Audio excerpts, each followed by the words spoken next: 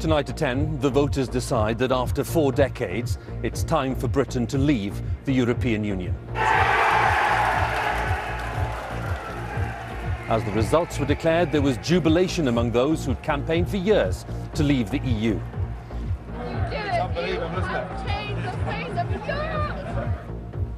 For Nigel Farage, it's the realisation of a lifelong dream. More recent converts struck a slightly different note. I believe we now have a glorious opportunity. We can pass our laws and set our taxes entirely according to the needs of the UK economy. We can control our own borders in a way that is not discriminatory. For those who'd fought for the UK to remain in the EU, there was utter dejection and a sense of disbelief. Within hours of the result, an emotional David Cameron emerged from number 10 to announce his resignation. I will do everything I can as Prime Minister to steady the ship over the coming weeks and months. But I do not think it would be right for me to try to be the captain that steers our country to its next destination. There was turmoil on the financial markets as sterling plunged and some company shares fell by almost a third. In Scotland, where a clear majority voted to remain, the First Minister declared that independence was back on the cards. It is therefore a statement of the obvious that the option of a second referendum must be on the table, and it is on. And we'll be looking at how 17 million people took the biggest political decision in the UK in half a century. We'll be analysing the results in detail after this historic vote. We'll show you the final numbers across the 4 nations of the United Kingdom. Stay with us on BBC News.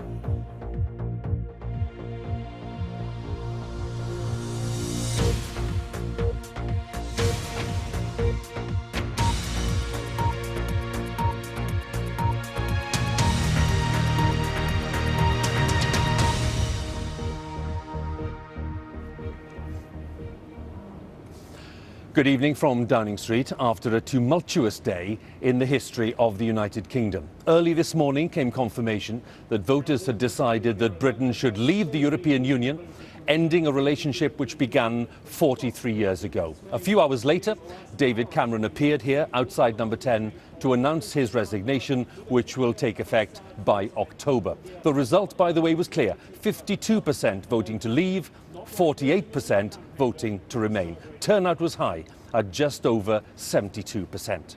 The vote now sets the UK on a very different path, raising many fundamental questions about the way ahead.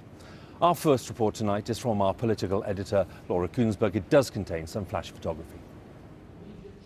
A gamble too far. David Cameron, a lucky politician whose luck just ran out. A vote he offered on our place in the world. A vote he lost. I was absolutely clear about my belief that Britain is stronger, safer and better off inside the European Union. But the British people have made a very clear decision to take a different path. And as such, I think the country requires fresh leadership to take it in this direction. I will do everything I can as Prime Minister to steady the ship over the coming weeks and months. But I do not think it would be right for me to try to be the captain that steers our country to its next destination.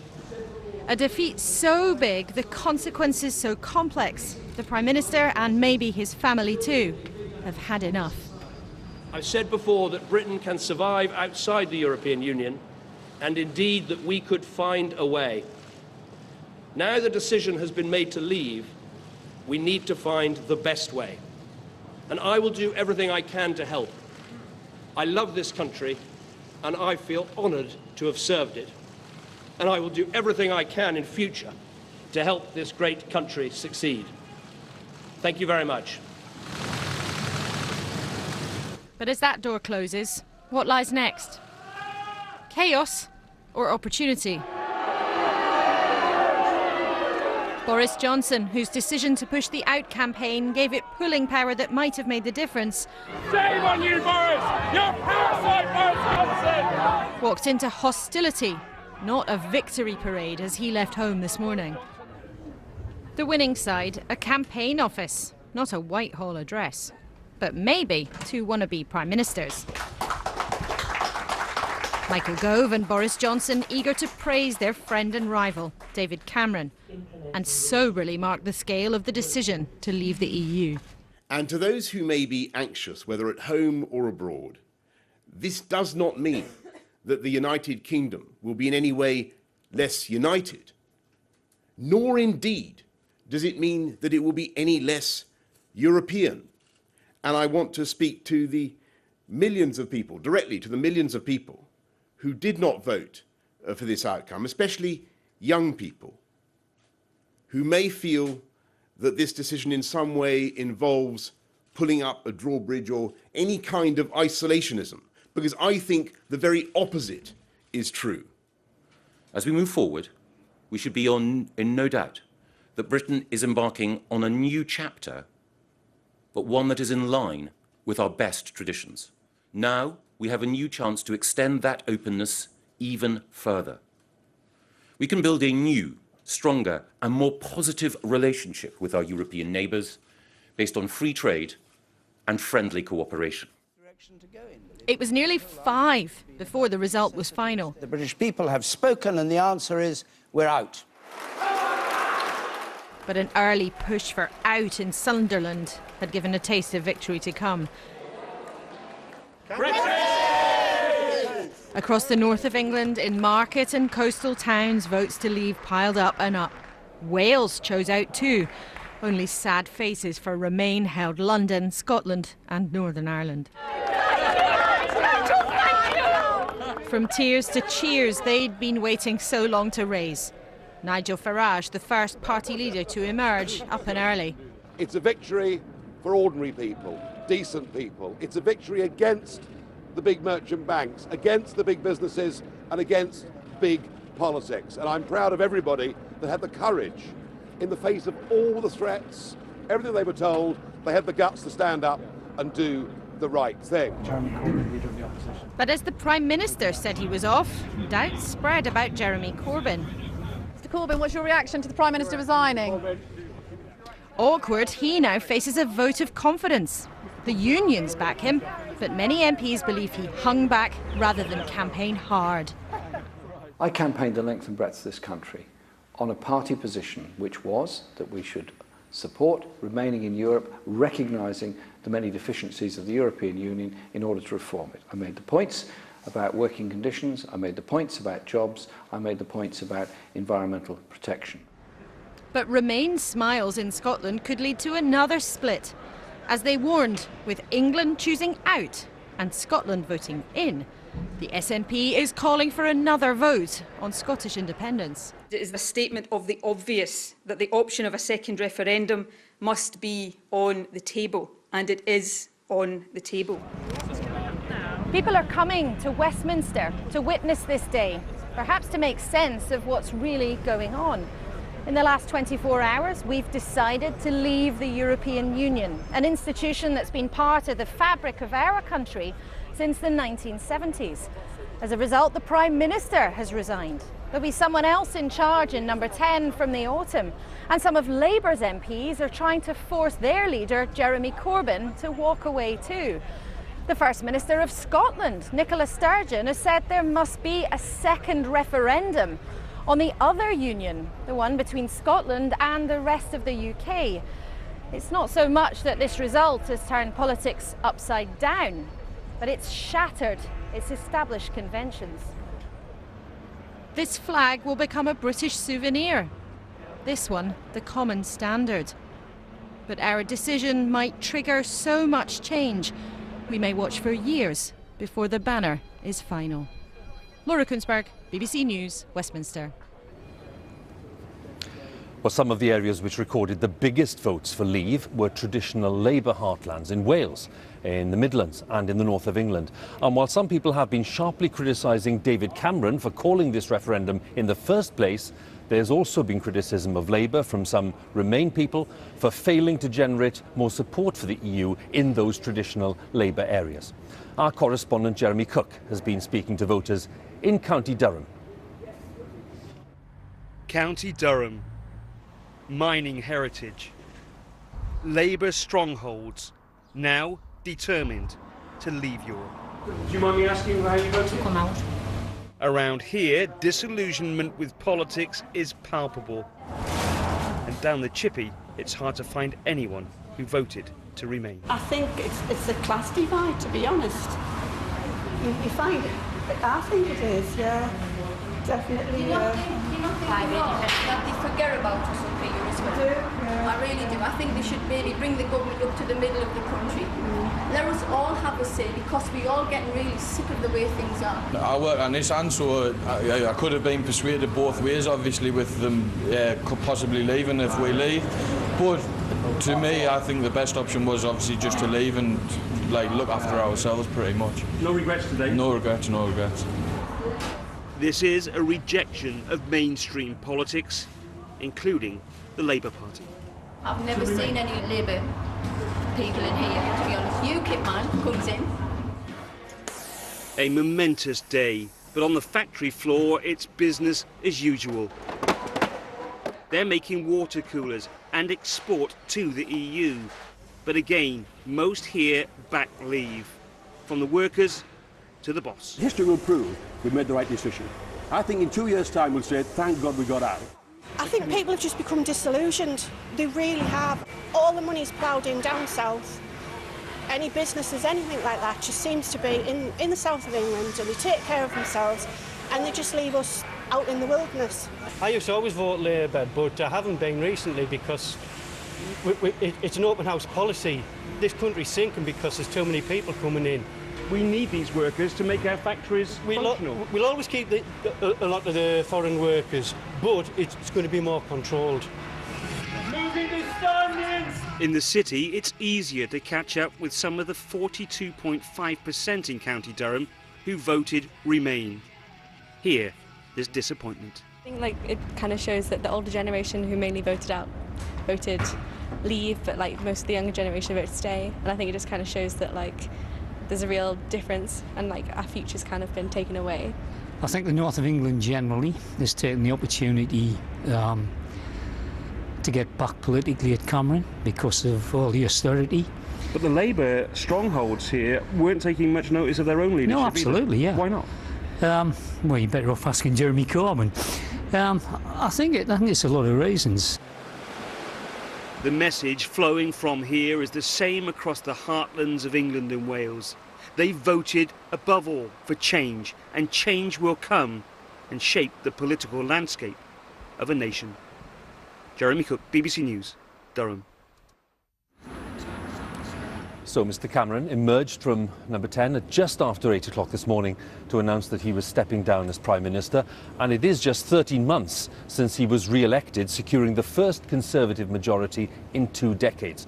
And whoever replaces him faces the challenge of trying to unite the Conservative Party, which is still sharply divided over Europe. Our Deputy Political Editor John Pienaar has this report on Mr Cameron's resignation and considers his legacy and who might replace him. What's happening in Downing Street? David Cameron's just resigned. An emotional moment? Well, the crowd, or at least those who wanted out of the EU, didn't mind a bit. Where's Boris? He'll be on his way. There's a removal van waiting at the back of there, actually. Just needs to get that taken out. Get all this cleared away so he can go straight in. Get the big man in, little man out.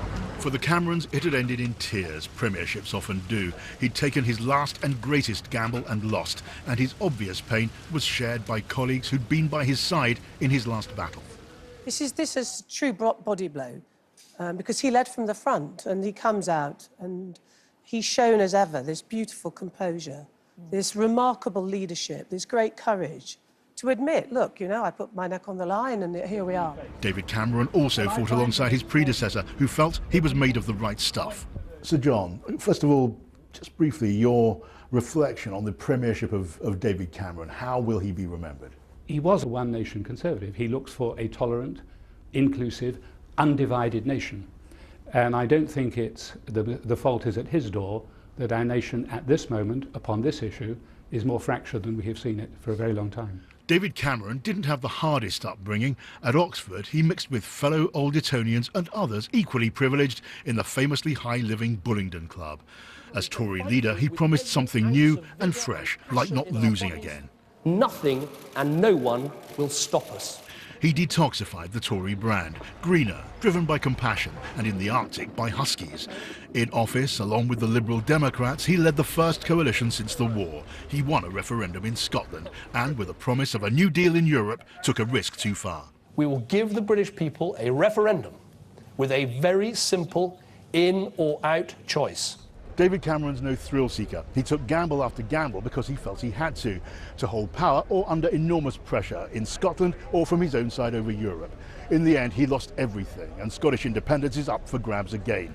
His dream of leading a socially liberal one-nation Tory party has died. His place in history is spoiled, his crown passed on prematurely.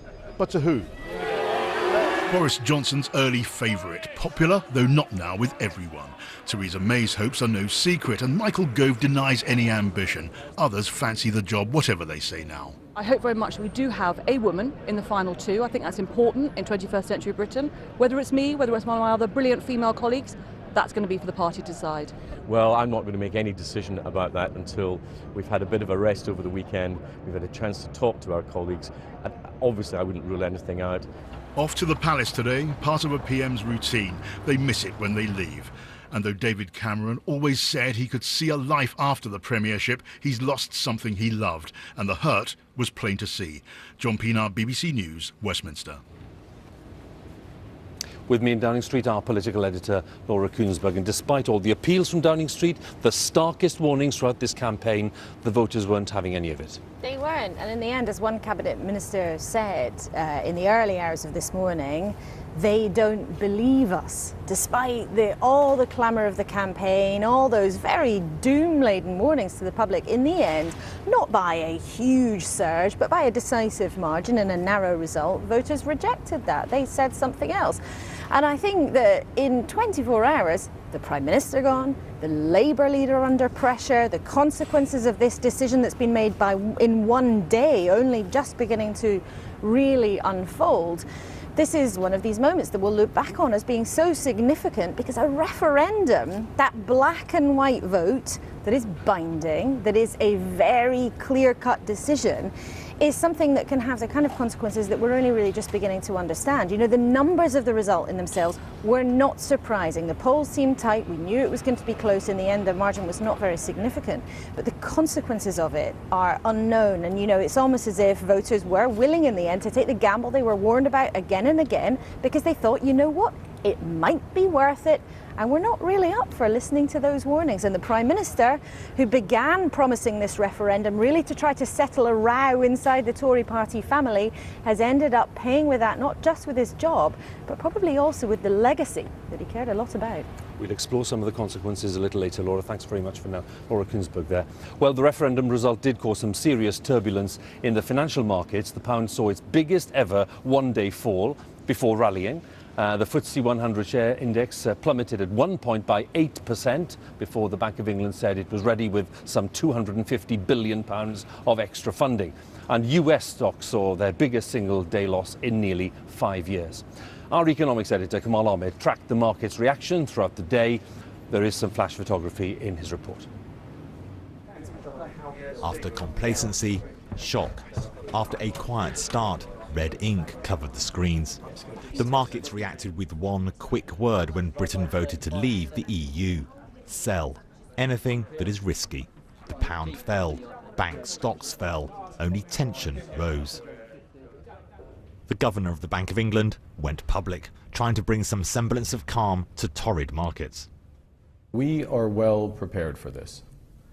Her Majesty's Treasury and the Bank of England have engaged in extensive contingency planning, and the Chancellor and I have remained in close contact, including through the night and this morning. Today has been an extremely difficult and turbulent day. It was a day reminiscent of financial crises of old, Black Wednesday of 1992, when Britain crashed out of the forerunner of the single currency. This time the pound fell further, with one investor predicting a possible recession. There's been huge volatility in the foreign exchange markets, with sterling down over 10% at one stage, and stock prices have fallen pretty much everywhere. Particularly, I have to say, in the banks, where we've seen stock prices fall over 20%. That's a very unusual occurrence.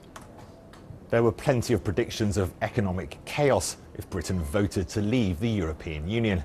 Well, some of those predictions will now be tested. Today has seen falling stock markets, a falling pound. Sometimes it can all seem a little distant from everyday life, but the effects can be very real. Take holidays. They could become more expensive as the pound weakens, but a weaker sterling could be a boost for exports. House prices could fall. Good news for first-time buyers. And there was no move on historically low interest rates, and probably won't be for a while. Ryanair, a prominent supporter of staying in the EU. But with Brexit ahead, the tune has now changed. We won't be able to make new investments in the UK. We're now going to have probably a 2-year period of great uncertainty, and what businesses want is certainty, and we will look at making our investments and we'll have a greater degree of certainty in economies like Germany, Italy, Ireland, Spain. A sunset or a sunrise. For some business leaders, it was time to focus on the positive. We have a choice to make. Do we want to have a positive vision for the future, or is it going to be all negative? If we go down the negative route, then we'll have failure. If we go down the positive route, we have a great opportunity. It was a long night in the city. The test now is for the UK economy.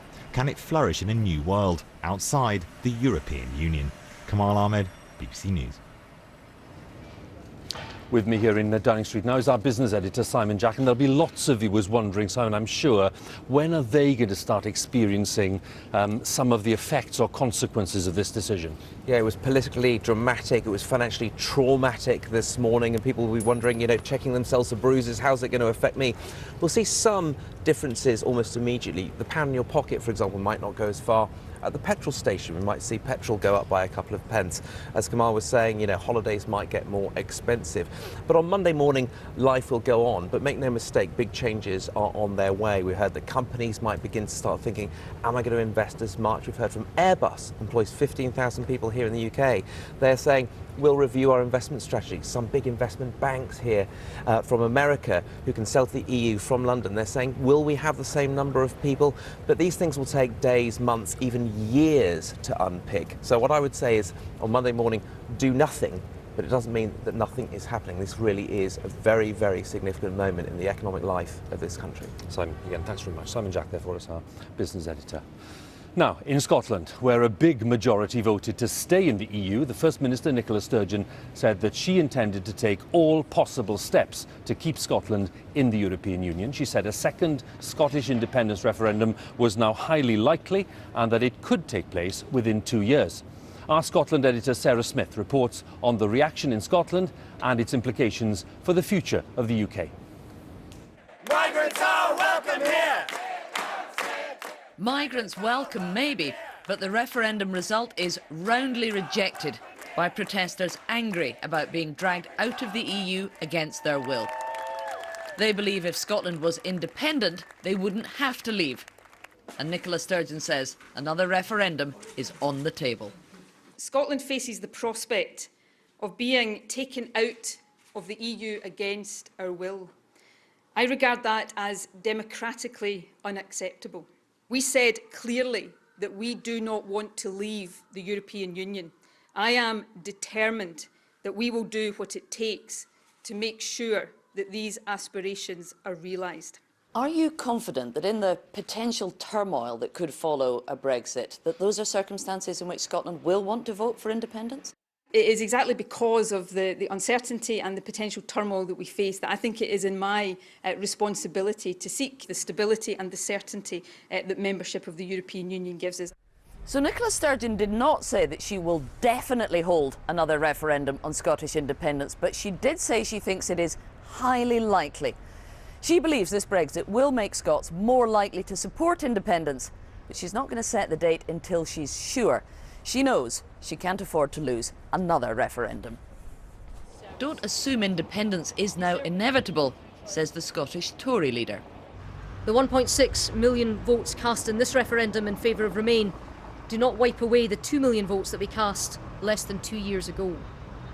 And we do not address the challenges of leaving the European Union by leaving our own Union of Nations, our biggest market and our closest friends. Voters remember being told less than 2 years ago that to stay in the EU they had to vote to stay in the UK. So many are now starting to think again. I voted to stay the last time. I really do believe in the United Kingdom, but I suspect this time around we will vote to leave. I don't know, I personally wouldn't, but I know a lot of people that have already changed their minds completely. And minds may change yet again if Scots are asked to go to the polls once more. If there is another referendum, the SNP have not decided that yet. They'll wait and see if voter frustration at the EU result really does translate into increased support for independence. But if they do choose to hold another vote, senior sources have told me tonight they will go for it pretty quickly. They want to try and get the whole thing done inside of 2 years before the UK actually leaves the EU. Sarah, thanks very much again. Sarah Smith, our Scotland editor in Edinburgh. Let's have more reaction then, because we're going to be talking to Northern Ireland, where they voted to stay, and in Wales, where they voted to leave. We'll be talking to Sian Lloyd in Cardiff in a moment. First, let's join Chris Buckler, who's in Newry in County Down. Well, as you mentioned, Huw, Northern Ireland, like Scotland, voted to remain inside the EU, but it is the verdict of the wider UK that matters. And as a result, people are starting to consider the consequences for places like here in Newry, that sits so close to the Irish border and which has been a centre of cross-border trade. Could it mean, as some have suggested during the referendum campaign, that customs checkpoints could return to that border? That has not been answered today. However, Northern Ireland's First Minister, who campaigned for a leave vote, has appealed to people not to panic. She says that there could be opportunities for the economy in this. And Irish Republicans, they clearly believe that there are opportunities. With that push for a second independence referendum in Scotland, they're now calling for what's known as a border poll, basically a referendum on whether there should be a united Ireland.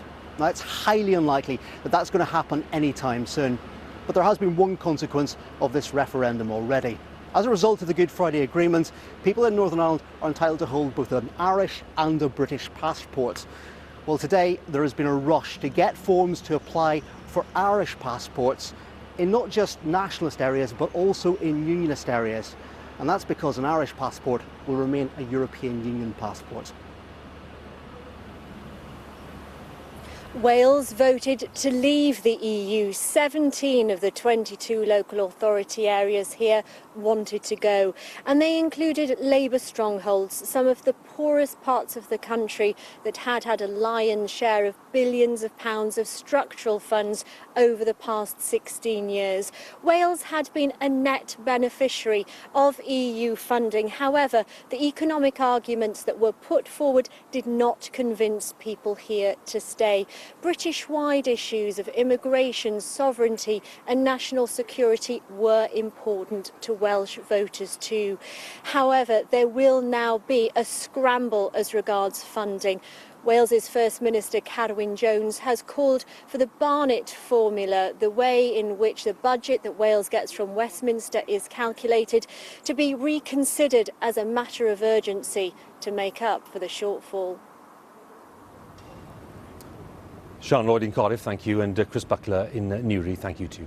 So the result was relatively close. The turnout certainly was high, and the regional and national variations were stark. Our correspondent Christian Fraser has been taking a closer look at the breakdown of the votes. OK, let's take an in-depth look at some of these final numbers. So this is the result: 51.9% for Leave, 48.1% Remain. The total number of eligible voters was 46.5 million. The turnout, 72%, and that is the biggest turnout in a national vote since 1992. Now, they thought a bigger turnout would be good news for Remain, but not in England. The margin of victory, 6 points, 53% Leave, 46% Remain. Different story, of course, in Scotland. All 32 counts going for Remain. Slightly lower turnout, but no question over the result. Overwhelmingly pro-Remain. And in Edinburgh, incidentally, it was 74% in favour. Another different story in Wales. A big turnout, but only 5 of the 22 voting areas going for Remain. And rounded up, that's almost the same result as in England. Cardiff was Remain, but Swansea was Leave. And in Northern Ireland, down there at the bottom, again, lower than average turnout, but a sizable vote for Remain, especially in the areas along the border. 3 out of 4 areas in Belfast were for Remain. So the pollsters, the city, the bookies, they all got it wrong because they didn't understand what was going on north of London. Look at this area here, all blue in the rural parts of England, into the north and northwest, the key Labour supporting areas. This is the Labour areas of Blackburn, Rosendale and Burnley, all of them going out. Boston in Lincolnshire, the highest vote for leave in the country. Not a Labour seat, but a Tory one this time.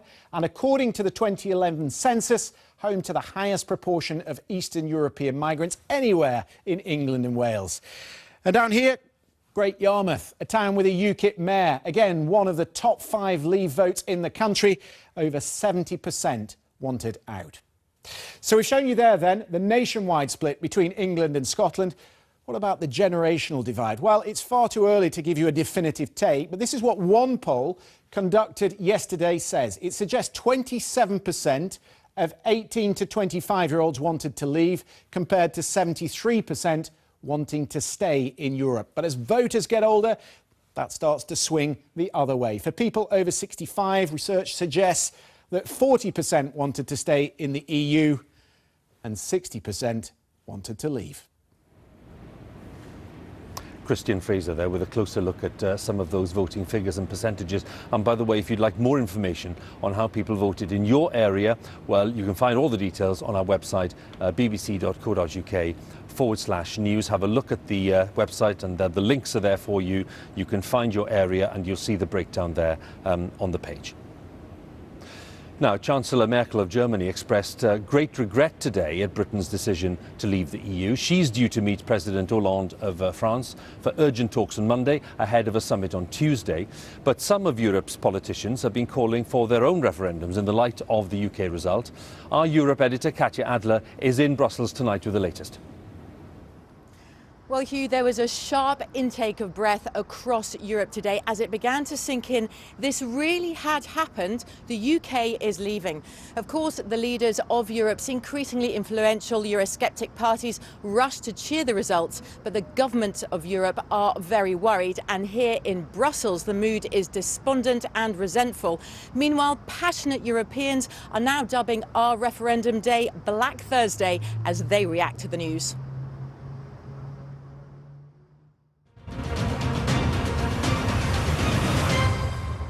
Le Brexit qui se décide ce matin. The day a British decision delivered an almighty blow across a continent. Europe's media and its leaders were stunned. Großbritannien wird die Europäische Union verlassen. Even the normally impassive ones. Es gibt nichts drum herum zu reden. Let's not beat around the bush. Today marks a turning point for Europe and the project of European unity. They were scared too. Le danger est immense.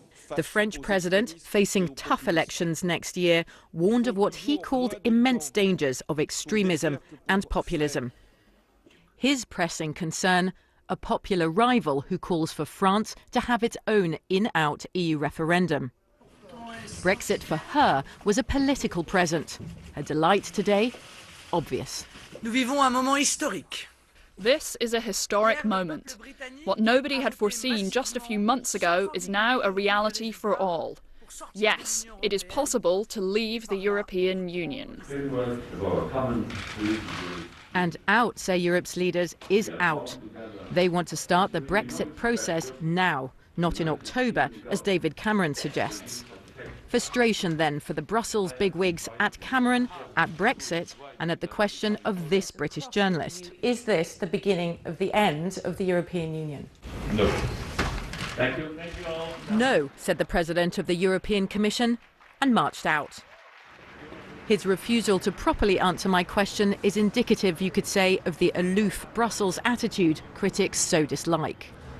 Talk in Europe is now swiftly moving from Brexit to possible Frexit, France, Swexit, Sweden and more. In all the years that I've been watching European politics, I have never seen this continent more Eurosceptic, the future of the European Union more uncertain. Katja Adler, BBC News, Brussels. So the complex process of uncoupling the UK from the European Union is expected to dominate relations with Brussels for years to come. But as Katja was saying, the UK's formal membership could end as soon as 2018. So what does the likely timetable look like in the days and months and years ahead? Our chief correspondent Gavin Hewitt considers all the options. No country has left the EU. Now, after 43 years, the UK is leaving. For the time being, EU laws will still apply. But what is the process of withdrawing? The formal way of departing from the EU is set out in Article 50 of the Lisbon Treaty. Once an application has been made, it has to be completed within 2 years. That period can be extended, but only if all 27 EU countries agree. This timetable would eventually affect everything from trade to investment. But many Conservatives who backed leave prefer a different route. They want to start with informal talks, testing the ground before the clock starts ticking. I think the chances of them getting that are very, very slim indeed. Why? There's no incentive for the other states to do that. They will say, you've agreed to this process, why should we make it longer? Some of them have already said that it's Article 50 or nothing else. The timetable may not be entirely in Britain's hands. There are some in Europe who would like to see the departure process begin straight away in order to lessen the uncertainty surrounding the European project. And what about trade, about continuing access to the EU's single market? During the campaign, few details emerged about the trade deal the government would be seeking. Some in the Leave campaign said they would prefer to exit the single market and to strike a UK-EU free trade agreement. But former European Commissioner Peter Mandelson says striking deals will be far from easy. They bent over backwards during the Prime Minister's renegotiation to make it easier for us to stay. They're now going to say, OK, you've made your decision, you've taken your choice, the caravan has got to move on, we've got to sort this out. A priority for some in the Leave campaign would be to repeal the act that establishes the supremacy of EU law. But determining which EU laws to keep will be an immense task, possibly lasting years. Prominent Leave campaigners were emphasising today there was no rush to trigger the withdrawal process. But EU leaders may take a very different view. Gavin Hewitt, BBC News. Well, in the USA, President Obama said he respected the referendum result and insisted that the relationship between the US and the UK would endure. The presumptive Republican presidential candidate, Donald Trump, was in Ayrshire today and said it was a great thing that the British people had, in his words, taken back their country. Our North America editor, John Sopel, sent this report. A quiet entrance isn't Donald Trump's style, and there was even more swagger about the man today. In golf, timing is everything, politics too. And his arrival in Scotland to open a newly refurbished Turnberry was just spot on. The political revolution he's threatening in the US had come overnight to the UK, and he couldn't hide his delight. I think it'll be a good thing. You're taking your country back. You're going to let people that you want into your country, and people that you don't want, or people that you don't think are going to be appropriate for your country or good for your country, you're not going to have to take. And, look, Europe, like the United States, has made tremendous mistakes over the last period of time. Would you support the breakup of the European Union? Because that seems to be what would happen. Well, it looks like it's on its way, and we'll see what happens. A different golf course 2 months earlier, and Barack Obama had come to London to lend David Cameron a helping hand in the Brexit debate. He couldn't have been more emphatic or blunt. That's not going to happen anytime soon, and UK is going to be in the back of the queue.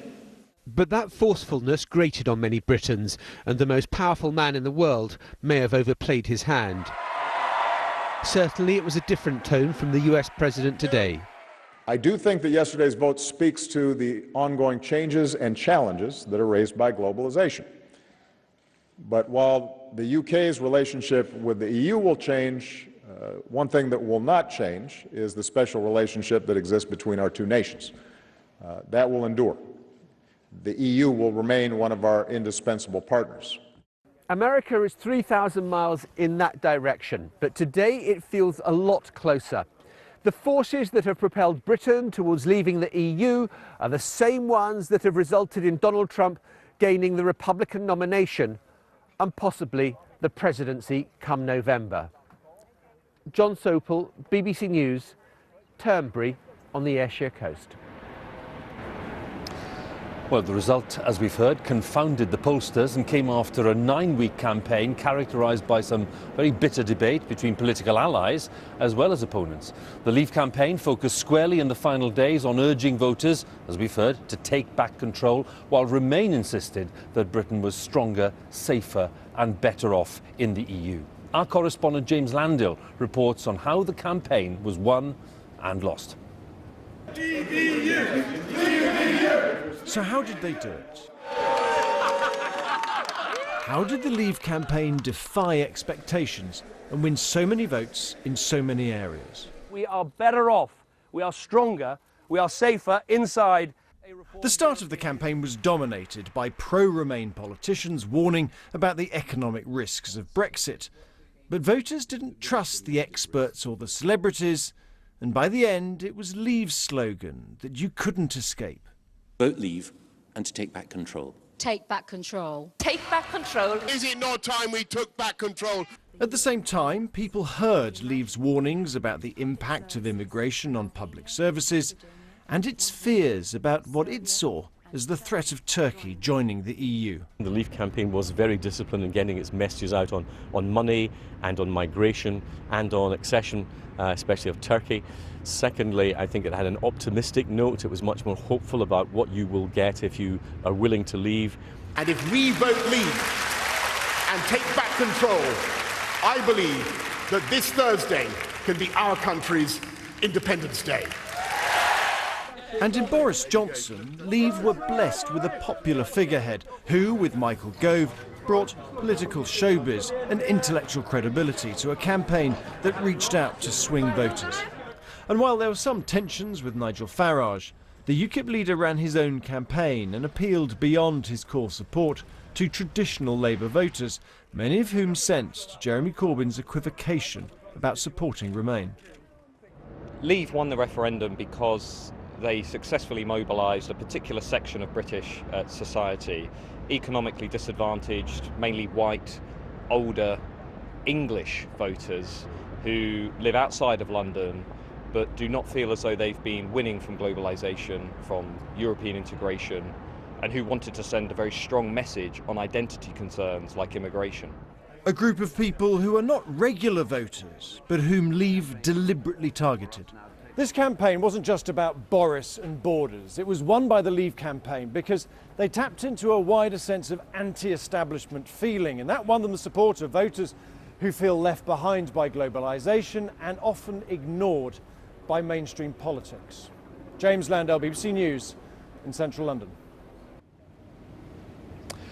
Well, as we've been hearing, the referendum results painted a stark picture of a divided country, with Northern Ireland and Scotland, as we've been reporting, voting strongly to remain against Welsh and English support for leaving the EU. Of the 9 English regions, only London voted to stay, and the results reflected social and generational divides, as our home editor Mark Easton explains now. Peterborough has Anglo-Saxon roots, a cathedral city on the edge of England's fenlands that voted decisively to leave the European Union. Since the enlargement of the EU in 2004, this city has seen the arrival of some 15,000 Eastern and Central European migrants, helping fuel an economic boom in the city, but also putting pressure on public services and, perhaps most fundamentally of all, changing the character of this ancient English settlement. Hooray, hooray, we're out today. People here are excited about Brexit, optimistic that leaving the EU means a better Britain with more homes. I might be able to get accommodation that's been given to a refugee. More opportunity. English people will be able to get more jobs. More control. We want our own borders back, and we can make our own laws. And a better life. Now should be a bank holiday, Independence Day. On Peterborough's Lincoln Road, where the EU arrivals have set up businesses and put down roots, one quickly gets a sense of the resentment that immigration has spawned. This might help explain why Peterborough voted leave. A traditional English baker's shop closed after 136 years. And why? Well, people tend to blame something that's happened 2 doors down. A shiny new Polish delicatessen. The 3 generations that ran this shop, that traded for over 100 years, I think it's gone too far. I think the country's gone too far. I think the country will never be the same again. But we can only hope that we can put a stop to that and perhaps rebuild it a little bit better. Just 40 miles south, a city of similar size with a very different view of Brexit. Cambridge voted by almost 3 to 1 in favour of Remain. Its economy is international, its population thinks globally. At the city station, there's a multi-storey bicycle park. This is a young, energetic, highly educated place that sees Europe not as a threat, but an opportunity. And today, for many, is a dark day. I feel really ashamed of my country at the moment. So, yeah, it's really sad. It's incredibly depressing. The world fragmenting is not a world I want to live in. I'm the founder of a company in this area that's attracted over $100 million of investment and employs 70 people in Cambridge and people worldwide, and we'll be seriously thinking about moving on from now. I don't know what to say, just need to see what's going to happen. So do you feel very nervous about it now as somebody from Italy? I think I still need to realise what happened. Britain finds itself deeply divided. Optimism and pessimism swirl like countercurrents in the same stream.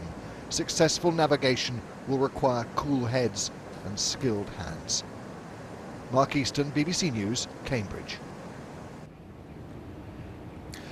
Well, membership of the European Union and before it, the European Economic Community has, of course, been a central focus of Britain's foreign policy for over 40 years. So leaving will mark a fundamental shift, no doubt about it, in Britain's place in the world and in its relations with other countries. Our correspondent James Robbins has been looking back at Britain's EU experience and the impact of today's result. The entire course of Britain's post-imperial history has just been turned on its head. To represent the Queen in the celebrations marking the transformation of the century-old Gold Coast colony. 60 years ago, the age of empire was coming to an end. Colonies started getting independence, and Britain struggled to find a role. It was a new alliance with our European neighbours which beckoned. Officially, we became members at midnight local time. In 1973, Britain finally joined the common market. Is Europe stronger with Britain a member? Yes! 40 years on, the leading historian of post-war Britain says it's impossible to exaggerate the magnitude of this referendum's effects. Never in our peacetime history have so many dials been reset as a result of a single day's events. The only thing comparable in my lifetime, when I was born just after the war, is the getting rid of the British Empire. But this is sudden. This is guillotine time. This is quite extraordinary, and in peacetime, quite unprecedented. Once upon a time, Britain seemed enthusiastic about staying in Europe. This was Margaret Thatcher campaigning in the 1975 referendum. But as Prime Minister in the 80s, she became increasingly hostile. Both feeding and feeding off popular headlines which helped drive a growing sense Britain was surrendering too much sovereignty. No, no, no. Fast forward to this century, and British opposition to the entire project grew. A combination of migration, global economic crisis, plus the Eurozone's travails tipped British public opinion to this outright rejection of the European Union. So will Britain find a new role, and can it remain America's first friend after quitting Europe's top table? Where would you like us? That is the danger, that Britain seems like Little Britain, if you like, that it won't be speaking for a whole bloc, it won't be speaking for anything more than itself. It will still obviously be available as an ally for the United States with all the kind of military support and intelligence support that it has, but whether it counts as much symbolically, which has been part of the value to Washington, that is what's in doubt now.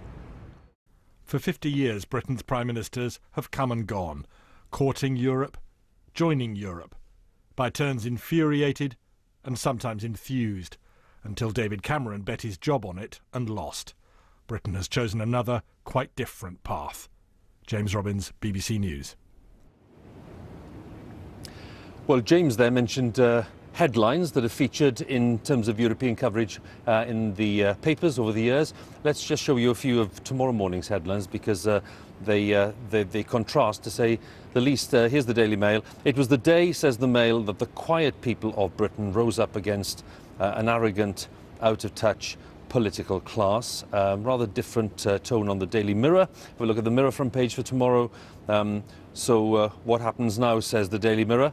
There it is, with the image there of rather emotional David Cameron and Samantha Cameron, but the note of uncertainty about what happens next. And then a very different sense. Let's have a look at Libération, which is one of the French dailies. This is the left of centre French daily. Very rare to see a big English phrase on the front page there. Good luck with that famous image of Boris Johnson back in 2012 when the Olympics were on and he was London Mayor. So three very different sets of headlines for you there. Lots more, of course. Laura's with me again here in Downing Street, but let's join Katya Adler first, our Europe editor. And just a sense from you, Katya, of the kind of approach now that the UK can expect from the other European states in these negotiations. Well, of course, Huw, the Leave vote in the UK sends a message that the EU is crumbling. So for EU leaders now, the priority is damage control. And one way to do that is to show that out hurts. It's not worth it. They want to put others off leaving. Of course, the UK will probably get a decent trade deal in the end, but nobody here wants to make it easy. Tonight, the European Commission President said this will not be an amicable divorce. And certainly France is keen to make an example, if you like, of the UK. And don't forget that Paris is now all that much more powerful inside the EU now that the UK has decided to walk out. But even here, there are EU splits. Central and Eastern Europe, they don't want to alienate the UK. They depend on Britain to maintain tough sanctions against Russia. And Angela Merkel's Germany, well, she's somewhere in between, a passionate European. She doesn't want others to leave, but as a pragmatist, especially when it comes to German trade, she'll work with the UK eventually.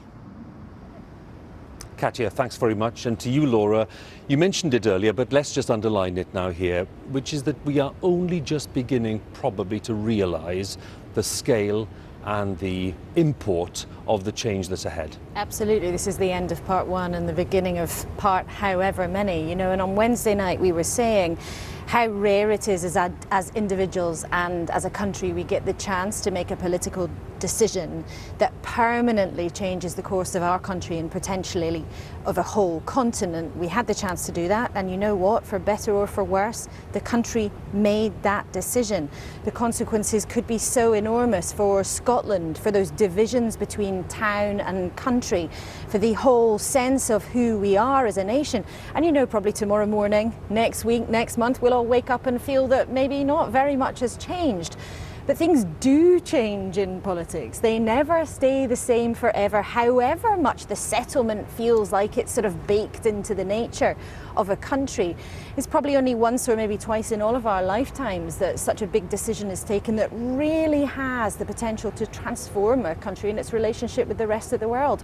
But you know what? I think we're just beginning to understand, we're just beginning to taste that this is indeed one of those really big, significant junctions. Laura, again, thanks very much. Laura Kinsberg there for us.